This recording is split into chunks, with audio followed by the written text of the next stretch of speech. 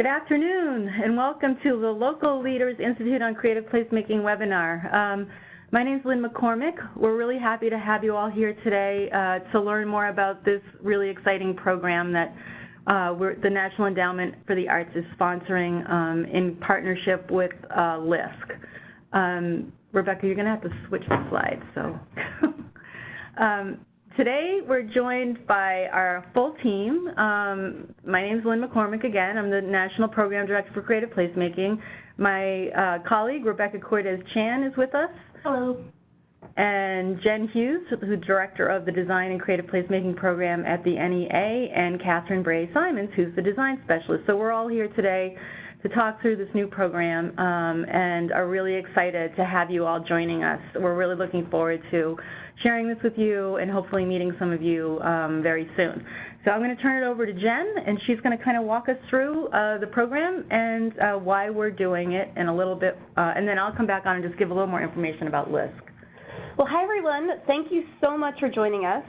I'm actually hoping that the webinar that we're conducting today to give you an overview of the program as well as the request for application process will be longer than the time it will take for you to actually complete an application to attend the Local Leaders Institute this summer. We're actually really excited about this program, and we'll get into details about how it sort of came to be. But the first thing I wanted to acknowledge is that it was another incredibly competitive year of the Art Town Creative Placemaking program. We were ultimately only able to award 57 of 257 applications that we received to the program. And for this reason, we really want to have a broader reach in the support of the work that's happening locally that you are really leading and championing, which is why we thought it would be a great way to pilot this Local Leaders Institute. To really workshop and build the capacity of those local community partnerships between the arts and non-arts sector to advance some of your community goals. Particularly, we've invited folks that have applied to the FY 2019 application to our town for those from small, mid-sized cities, rural, and tribal communities, and really focusing our efforts on the Local Leaders Institute pilot cohort with that in mind. So thanks again for joining us. And let me just share a little bit more about the program's history and how we really landed on this Local Leaders Institute as a way to deliver technical assistance. So back in 2016, we actually began with a cooperative agreement working with Local Initiative Support Corporation in partnership with PolicyLink. This was a co-investment made with the Kresge Foundation to really more deeply understand what some of the barriers and some of the opportunities and ways that local creative placemaking projects and initiatives were playing out on the ground. So we designed a technical assistance program that worked with 16 grantees. What we really learned through that process were there were particular areas that informed a webinar series that we put on, which hopefully some of you have joined over the last 6 months to dial into those, that really honed in on some particular areas that folks were looking for assistance or capacity building in to advance their local creative placemaking work. So that's really the background that we piloted this program starting in 2016, and it's really morphed into what we have today, the pilot of the Local Leaders Institute. The NEA has had a long-standing series of program efforts that have been about training mayors. Our Mayors Institute on City Design, which trains mayors to be the chief urban designers in their communities. And so we're really riffing a little bit off of this model and bringing it into the realm of creative placemaking. So we're excited to share a little bit more about that with you today. But first, just to orient you with LISC, who is our partner on this project, I'm going to pass it back to Lynn to do a quick introduction. Hi again, everyone. So LISC is a national community development intermediary. We work all over the country. We have 36 offices across the United States, and we have over 75 rural partners in all those states that you sort of see lit up in the counties that you see lit up on this map. So we've been working this way for 40 years. The way that we work is we take resources from large pots. So we pull public and private dollars from the federal government, from large banks through the CRA, which is the Community Reinvestment Act, And then we work with foundations to bring large pots of resources into our organizations, get them into our local offices and into the pockets of our local partners, and we work to bring technical assistance to community development organizations across the country in order to strengthen and make positive impacts in places that have been disinvested or underinvested in. So we support people and places in neighborhoods. Our role in creative placemaking really has been over the last 4.5 years. The Kresge Foundation, again, made a large investment in LISC as an intermediary to try to bring more creative placemaking activity into community development. So we've been doing this for almost 5 years, and prior to that, we really did do a lot of investment in arts and cultural facilities. So coming into doing the technical assistance work is really part of our DNA, and we're really excited to be working with the National Endowment for the Arts and hopefully some of you on this institute. And I'll just add, just to shine a spotlight on it, I think what's really special about the expertise that Lynn McCormick as well as Rebecca Chan bring to this whole process is they were both part of organizations that were recipients of past Our Town grants and awards. So they are really in tune with what that process has looked like from the grantee applicant side, as well as really being on the ground and implementing that work. Lynn in Providence and Rebecca in Baltimore. So I think that's just worthwhile to really lift up as to why they make such great partners in this work. So let's talk a little bit about the Institute itself, what it's really envisioned as and what you can expect to participate in should you apply and ultimately be one of the 6 communities that is selected. So we envision this as an intensive 2-day workshop, which is ultimately designed to help participants implement successful creative placemaking projects that strengthen their local communities. Also, we're hoping that this really helps to advance future applications to the Our Town program, or if you already have a project underway, to really advance and elevate the creative placemaking practice that's taking place on the ground. The dates of the Institute, beginning the evening of July 16th, we would welcome everybody here to DC, hopefully do a group dinner, to convene, followed by 2 intensive days of a mixture of curriculum, workshopping around particular case studies, and deep engagement with our consultant team, which we'll share a little bit more about shortly. And we're going to welcome you to the National Endowment for the Arts offices based in Washington, D.C. We're really excited to be hosting this group of folks as part of the inaugural institute. And I think a really important thing to lift up is that all expenses will be paid and covered for by LISC. So that's a wonderful perk and opportunity for you to take advantage of. There's no cost to apply, no cost to attend other than your dedication of time and energy and effort that you will actually bring to that 2-day intensive session. So what is the purpose? We're really looking to assist select teams of local leaders in partnership with cultural leaders to effectively execute creative placemaking activities. We want to support the opportunities that you see in your hometown, break down any barriers or challenges that you might be facing, and really help lift up the capacity of your team to advance this work. We hope that you will leave the Institute and return to your communities prepared to carry out impactful arts, culture, and design projects that are really positioned to yield catalytic, long-term, equitable outcomes for your communities. The real intention of the Our Town program is to serve as that catalytic force. As you see in the guidelines and our grant guidelines webinars that we've done in the past, we're really looking not just to invest in an arts and culture project that might be a recurring activity, but really something that's going to drive longer-term change and seed new relationships in your place.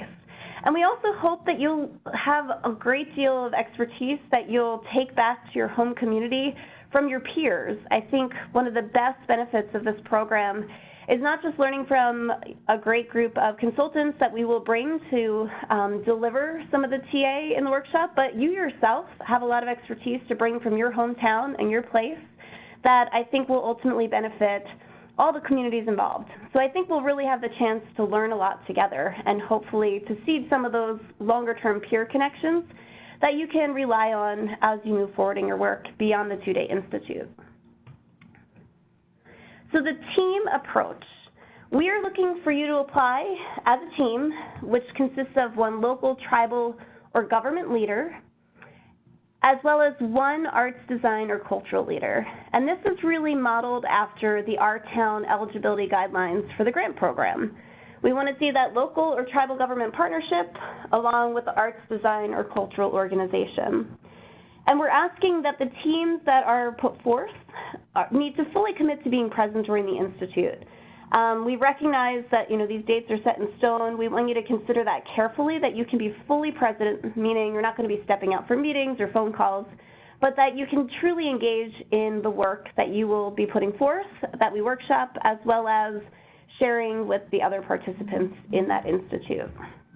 So what about the team that we'll be bringing? So as I mentioned, there will be ultimately six communities selected, 2 participants from each community, so that means 12 folks, along with subject matter experts who have expertise in design, who have expertise in community engagement, that have worked in rural and small communities. We're also going to have some folks to share their perspective from the government and public service sector, cultural planning, community development, evaluation and documentation, and certainly have that artist lens where an artist who is actually engaged in this work locally in his hometown can share that perspective as well. So what are the subject areas that we intend to cover? And these are largely modeled off of sort of how we set up our webinar series. So it's going to be great to have the chance to really dive more deeply and not be limited to that 1-hour engagement that we've done in our webinar series. So some of the areas that we'll be focused on is developing partnerships between arts and non-arts sectors, thinking through creative community engagement methods to really be inclusive and drive a meaningful process. We'll be talking about crafting a creative placemaking evaluation plan and how to think about select measurement tools, as well as how to document the process, communicate success, and really make legible this work of creative placemaking in community. And lastly, we'll be covering project management nuts and bolts, how to hire and contract artists, how to set in place partnership agreements, and so forth to drive this work. So with that, I'm going to pass it over to Catherine to talk a little bit about what the benefits you can expect. Hi, folks. We're going to continue to try to tantalize you to apply and hopefully come and join us here in D.C. So again, just to reiterate, travel and lodging will be covered for your attendance to the Institute. As we've said, there's also no cost to apply. We're offering you really targeted, tailored assistance to help guide the development and help you generate ideas for creative placemaking work happening in your community.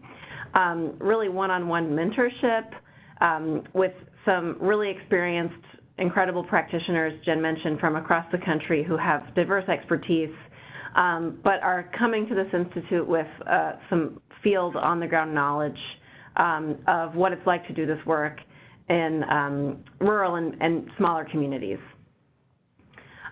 We really want to help you all establish a peer learning network.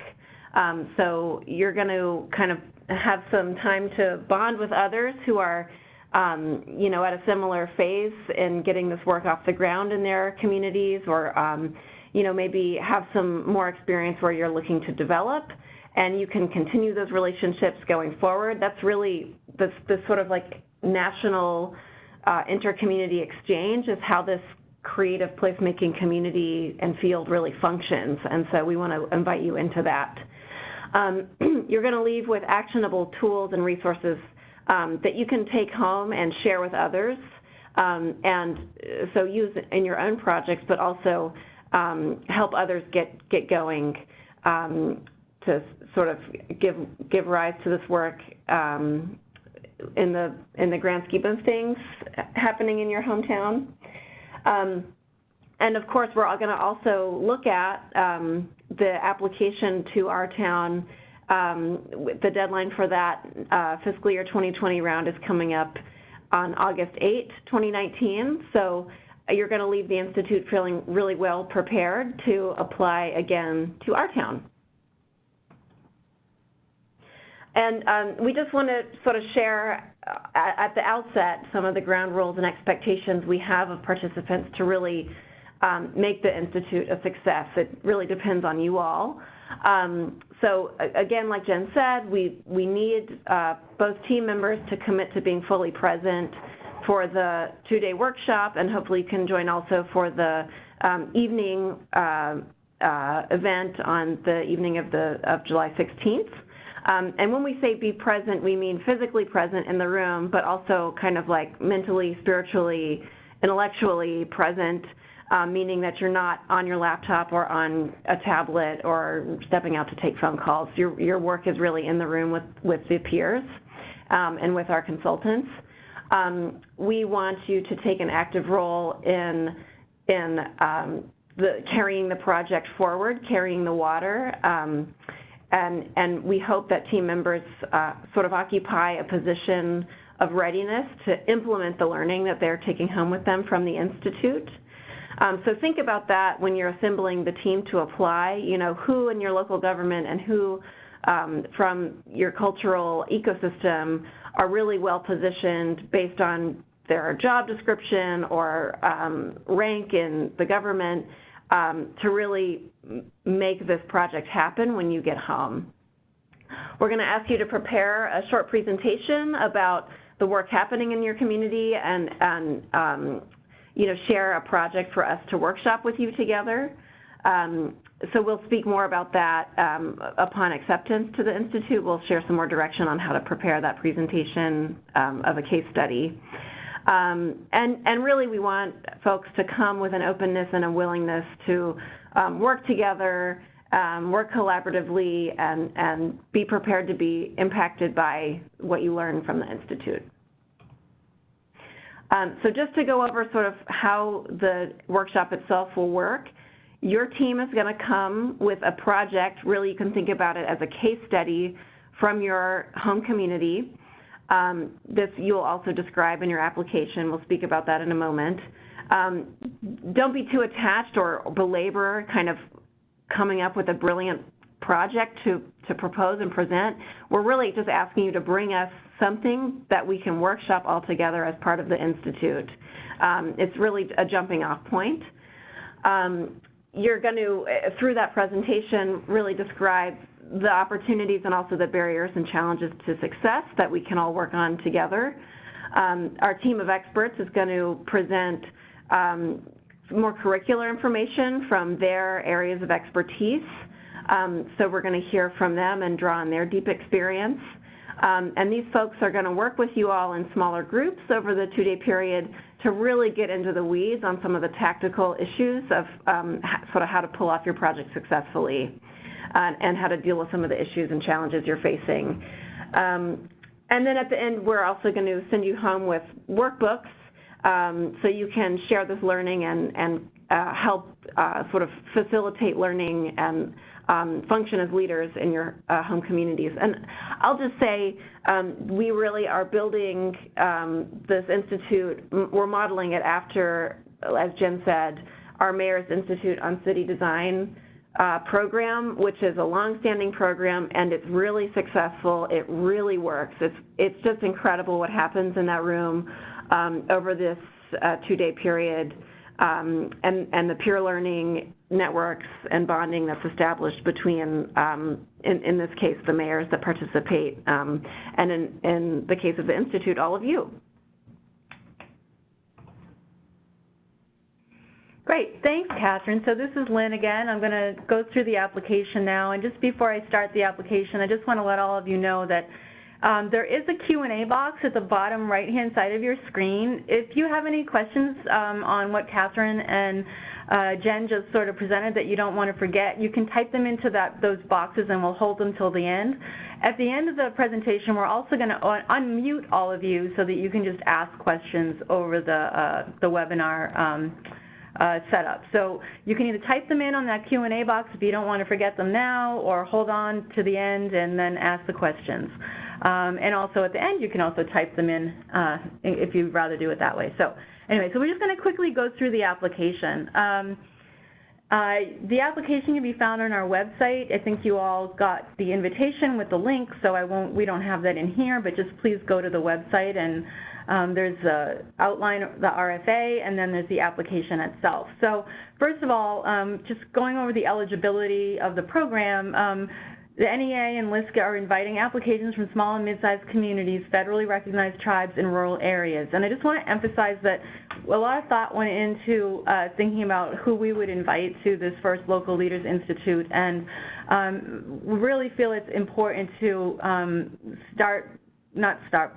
but invest in smaller and mid-sized communities doing this work and getting resources into your community. So we're excited to be working, and Rebecca, as Jen already said, Rebecca and I are both from small and mid-sized communities. So we feel like we've assembled a really great team that really understands the specific problems that small, mid-sized, and rural communities face. So that we're not going to be coming at it from like bringing in experts who work in big cities that have a lot more resources available to them. We're really going to be coming at this institute, really tailoring it to your needs. Also, you've had to have submitted an application to the NEA's Our Town program for funding for FY 2019, but I just want to re-emphasize what Catherine already said. This institute, you're going to be bringing a project into workshop. You may bring the project that you submitted to the FY 2019 Our Town program for funding, or you can bring a new project or a new idea or something that you're just thinking about, as long as you can describe it in the application.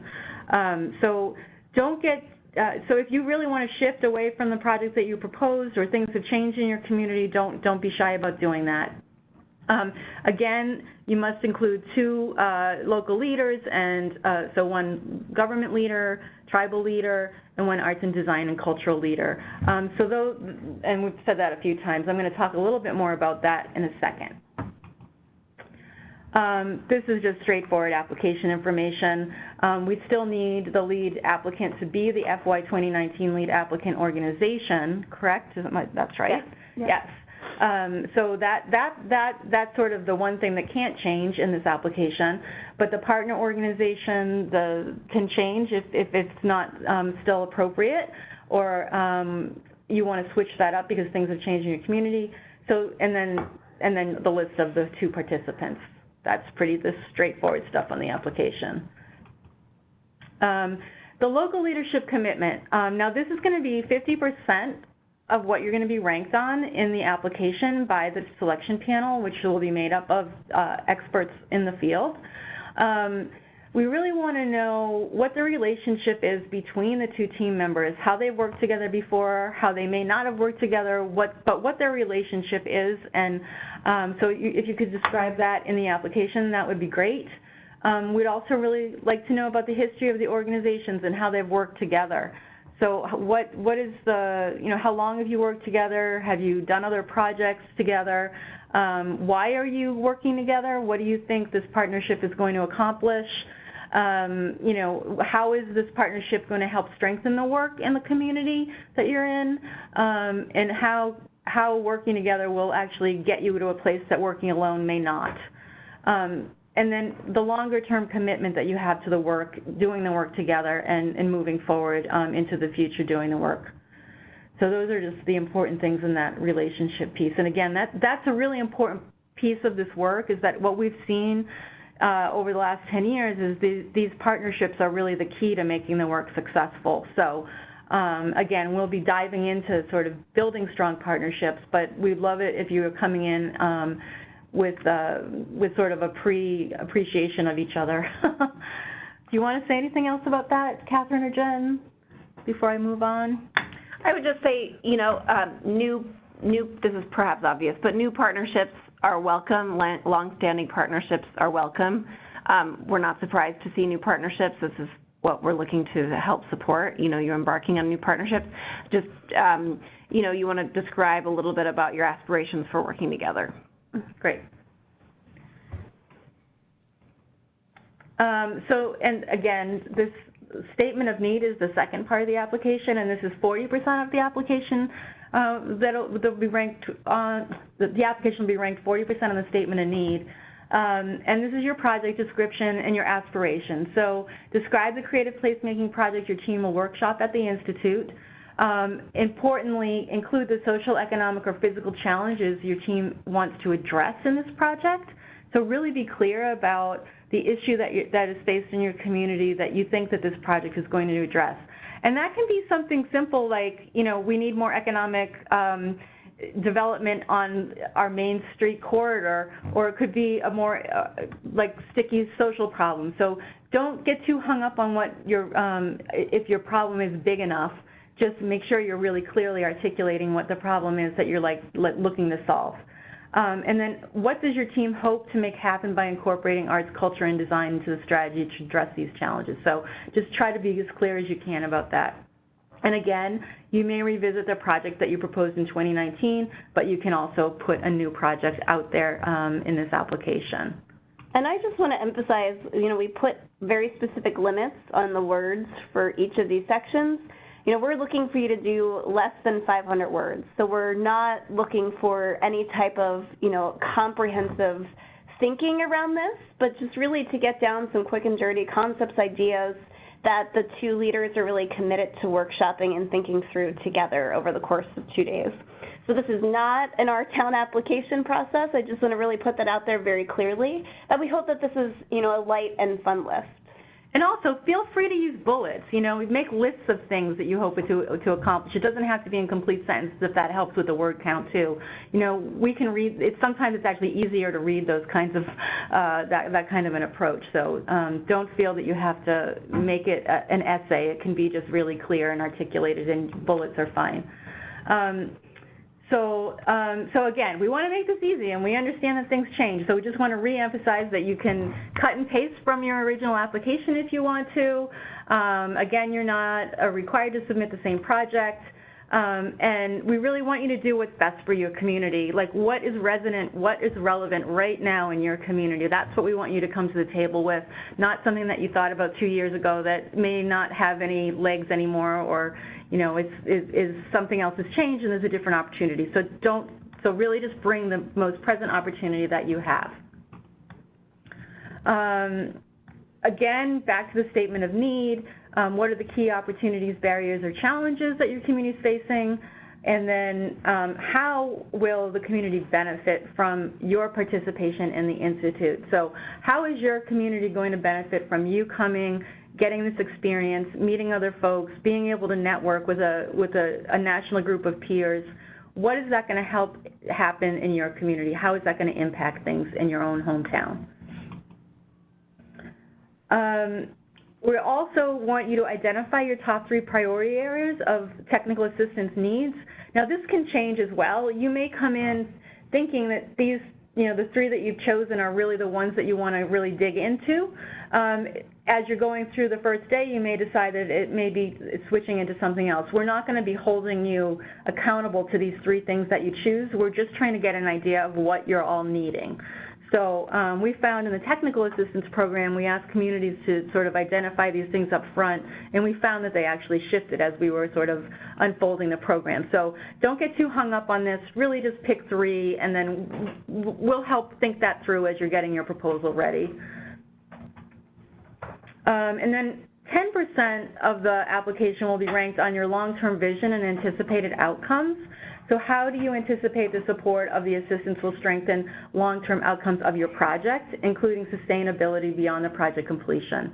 We talked about how it would help, how this might influence your community going forward, the team of folks coming in to take this workshop with us.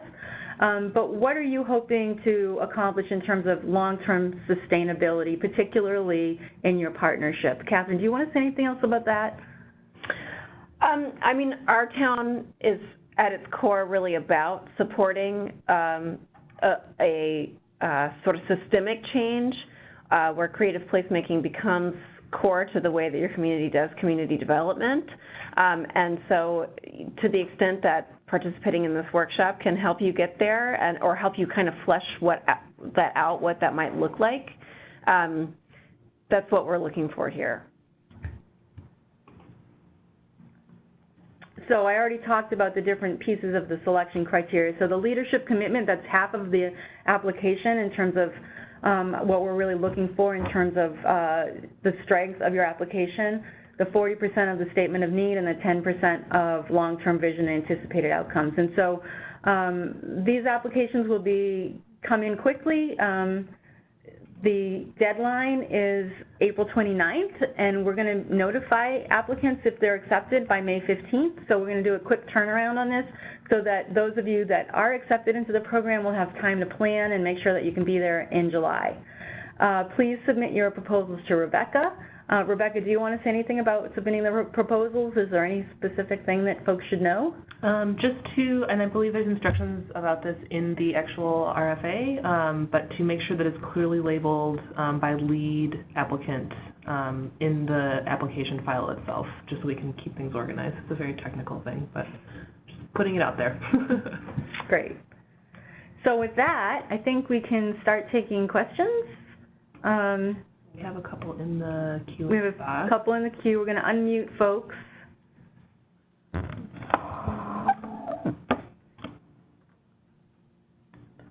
Unmute all. All right, you're unmuted. Do you want to start with some of the ones that are in the box first? Yeah. So this is an easy one. How many sites has this application gone out to for any folks approximately? I'm going to say roughly around 100 of the FY 2019 our-town applicants. So that's roughly where it's spread to. Like I said, this is a pilot program, so we really can't anticipate how many applications we're going to get. We know it's a really quick and short turnarounds. We have set-in-stone dates that may or may not work for many communities. So I don't want that to be a discouraging factor. I certainly want to encourage you all who feel like this is a great fit for what your community is doing to apply. And ultimately, our dream and aspiration is that this is a recurring offer that we actually do in the future. But that's still to be determined at this point. All right. Next question. Our team would include this person as the arts cultural leader, and then does the other team member have to have a tribal affiliation, or can it be our county supervisor, board member, or other non-tribal government leader? As long as it's a local government partner. So in our grant guidelines, we talk very specifically about basically what we're trying to do is set up that relationship and partnership that would ultimately make you eligible to apply for funding to execute and implement your our-town proposed project. So we're really looking for that local or tribal government partner in partnership and in tandem with that nonprofit arts or cultural leader. So I really would encourage you to think about that, not to get so hung up on the actual individual person. In some cases, it might make sense for your county supervisor to be there. In other cases, it might make sense for the county Department of Parks and Recreation staff to be the other participant in the Institute, because they're going to really carry the water when you go back to your community to implement the project. So I think we're a little bit open and flexible there with the intention to really drive towards what the eligible partnership guidelines we have on our website for the our-town program. So for example, we're not looking for the government partner to be a state entity. It really has to be localized in that they're going to ultimately carry out the project. Okay. So this is kind of a related question. Can both applicants work for the same city but in different areas? For example, one focuses on arts and culture for a museum while the other handles relationship building for events for the city. I don't think that would really work, to be honest. I mean, I think we would want, again, one city representative with a nonprofit partner. So for example, if the city representative is in the arts and cultural space, then that nonprofit partner doesn't have to be from arts and culture. It could be any nonprofit 501c3 that you're really looking to partner with. We have a little bit of flexibility in the Institute, so if you want to just test out whether the partners you're proposing really make sense for this Institute, we're happy to field those questions specifically to your case. But again, I just want to drive home that we're looking for those partners to come to the table because we're hoping to branch outside between, the federal or, tribal and local governments in partnership with the nonprofit community. And this has a practical benefit to you too. I mean, that way the two entities that were represented at the Institute are the two entities who will make that eligible partnership for your next Our Town application. Okay, so we have a couple questions about the number of people who are allowed to attend. So the first one is, if paid for locally, could more than one local leader or cultural leader attend? So unfortunately, we don't have the space to accommodate in this workshop setting additional participants. So we really are limiting it to those two individuals that will come from 6 communities. Okay, so we've kind of addressed the other questions that have come up about that. But it's great. It's exciting to hear that there's so much enthusiasm and that you've already built these bridges in communities. So I would say just make sure that the 2 people that come to the Institute can really carry the water and work across those already established relationships and partners post-Institute. Another question we've heard frequently asked is just about the project proposal and what relationship it needs to have to the project you proposed for Our Town in fiscal year 19. You can propose a completely new project. You can reference the previous proposal if you want to, or if you want to kind of explain in a sentence or two the evolution. But we have your application, and we can look at it if we want that background. So if I were you, I would spend that space and your time really just articulating what it is that you want to dig into at the Institute. And another thing I'll just add to that is that you'll notice in the application there's no request for any project budget or anything like that, because this isn't directly funding your project. We're not asking for that. We don't need it. So if you've got a project from FY 2019 that you're working on, you know, there was a budget submitted with a regular application. If you're putting in a new project, don't worry about putting a budget in, because we don't really need to see that budget. That's something we can talk about at the Institute. We could even help you put the budget together for the project if that's something that you need help with. Do we have any more questions coming in on the queue, or should we open it up to? We actually do have another question related to budget, so I think we should take that now. The question is there a cap on the financial commitment our sample project would need to be completed? So you basically... So the answer to that question is no. There's no cap. I mean, this work is really varies in terms of size. You know, you can do amazing projects with $3,000, and you can have a budget of $3 million. So we're not looking for... we're not right-sizing the project request. It's about building the capacity for your community to really strengthen partnerships and carry the water forward on the kind of work that you're doing and what you need to do that project. So we're not putting any limits or caps on things.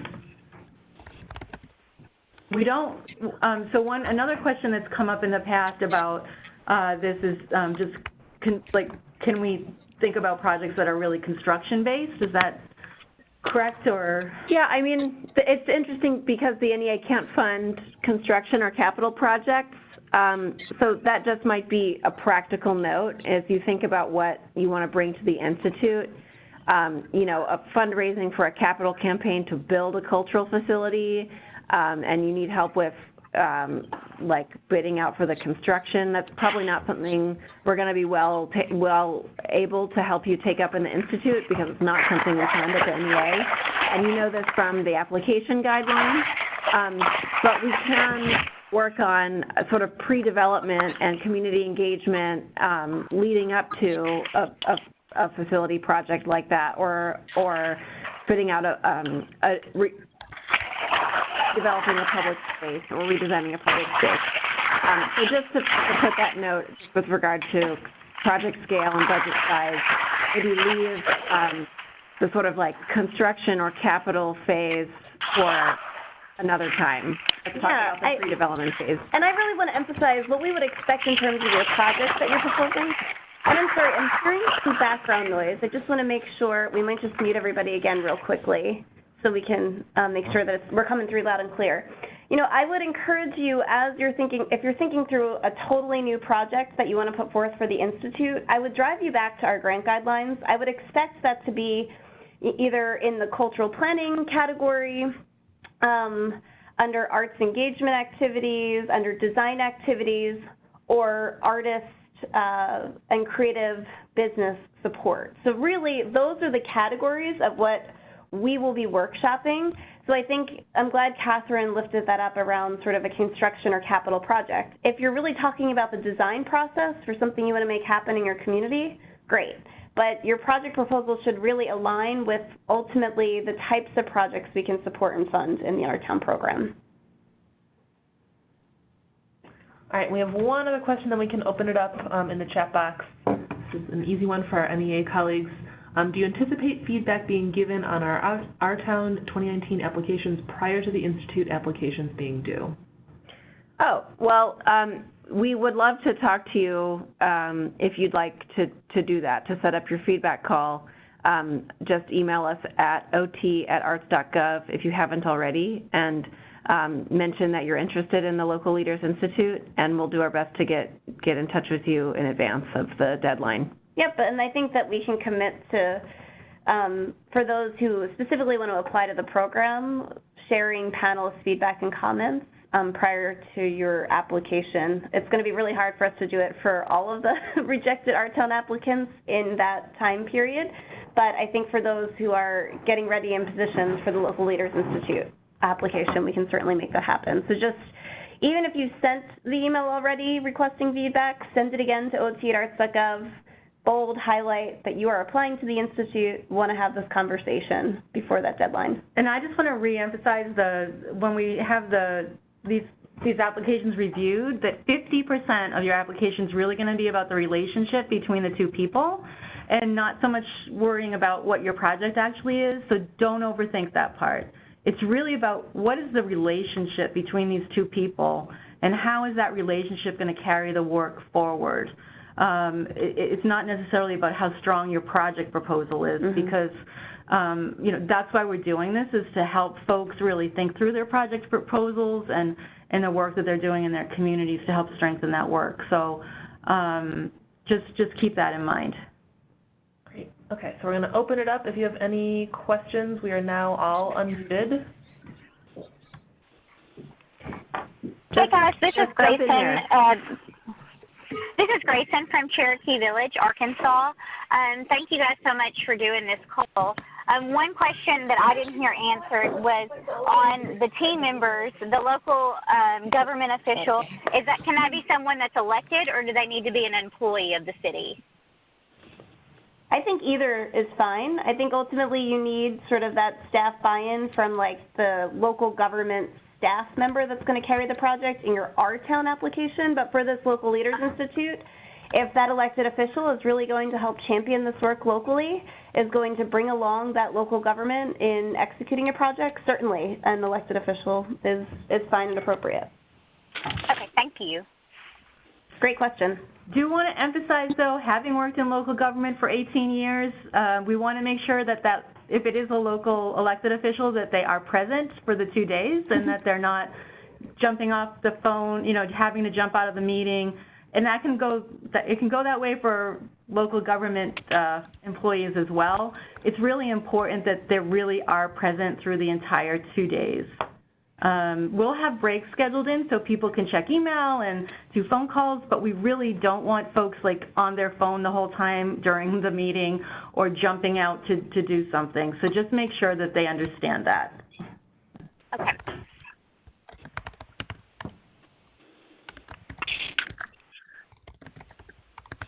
Other questions? I had a question about the time frame. This is Corby Skinner in Billings, Montana. So the conference is in July, and the next application due date is August 8th. That seems like a short turnaround time. I mean, it is. We'll be totally honest. I think one of the things to keep in mind is that it is a two-step process. So that August 8th deadline is when you have to get the SF-424 form, and you have like another week and a half until the actual broader application will close. It's sort of the nature of the sort of grant cycle that we're stuck with, and kind of the opportunity to make this pilot happen was something that we just wanted to kind of throw out there and make it happen this year, and July was the earliest we could really swing it. But I think that's a great point and something we certainly want to take into consideration for future years, so there's a little bit more lead time for communities. I also would say that, you can easily start working on your application due in August before the Institute if you're accepted, and then you come to the Institute and that's the same project you're going to submit, then you still have a little time in there, a couple weeks to really tweak it to include the learnings that you've experienced. So I think, it doesn't mean you have to wait to start the application until you get through the Institute. You can start it ahead and tweak it as after you attend. And also, we often hear from a lot of our applicants, too, is like wrangling those partnerships is sometimes the really big part of the work, and sort of laying the ground rules of how those two partners will work together on the Our Town project and getting that buy-in. So we hope that the Institute is really a mechanism to jumpstart that and really advance it so that you're better positioned.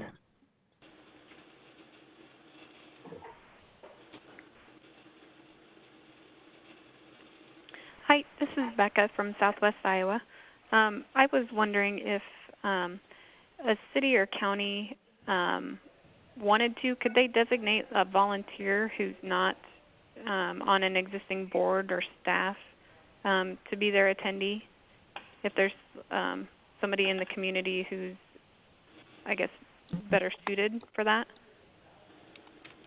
So I guess, that to me wouldn't fulfill the partner requirement of the local government. If they're sort of an arts and cultural leader, maybe they don't actually steward, a cultural institution or a nonprofit, but they sort of they're either an artist themselves or they're kind of representing that segment, that would be appropriate, but not just a designated volunteer, because we really want somebody that's going to be empowered within sort of the institution of local or tribal government to advance this project. Okay. Can you guys hear me all right? Mm-hmm. Yep. Great. This is Scott from the town of Yarmouth, Maine. Just a clarifying question on a previous question that was asked about the local leadership representation. Can it be somebody different than the main contact person in the Our Town grant, or does it need to be the same person? Nope, it can be a different person. Whoever would really be the project director from sort of that nonprofit arts culture representation. Okay, great. Doesn't have to be the same person that actually applied. Yep.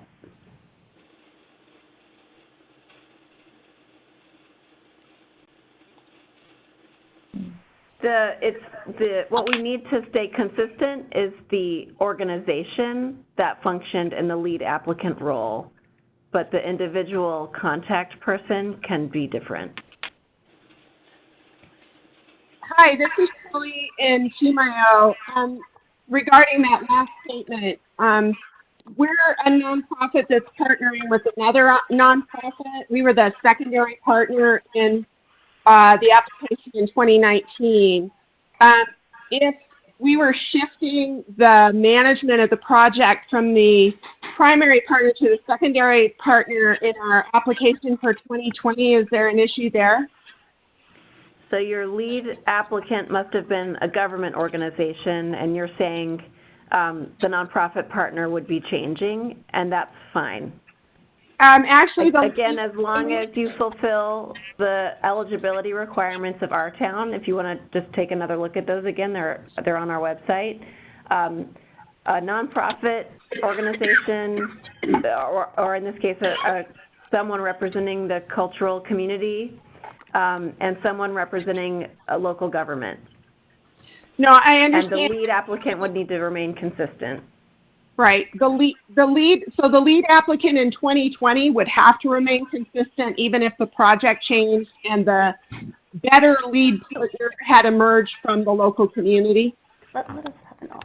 Can you maybe just shoot us an email at ot@arts.gov? Let's dive into your specific circumstance and address it. I don't want to kind of give a response that confuses the conversation here. What email address okay? should you send it to? ot@arts.gov. You got it. Great. Thank you. Thank you.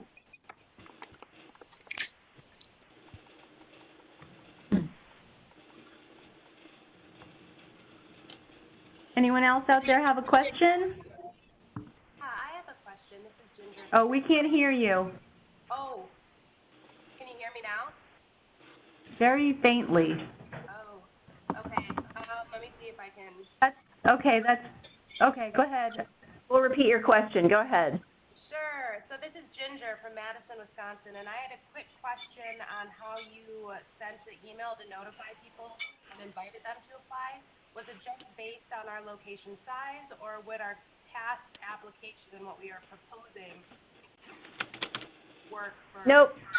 You're invited based on the fact that you applied but were rejected and the population size of your community.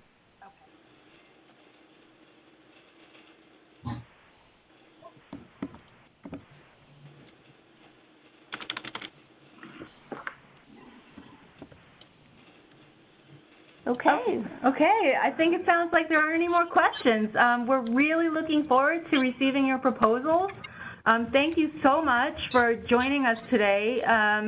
We really hope you'll all put in an application, and if you have any other questions, you can be in touch with me, Lynn McCormick at LISC.org on this specific application, or you can send an email to ot@arts.gov. Yep. Thank you all so much for joining us. Thank you. Thank you. Thank you. Thank you.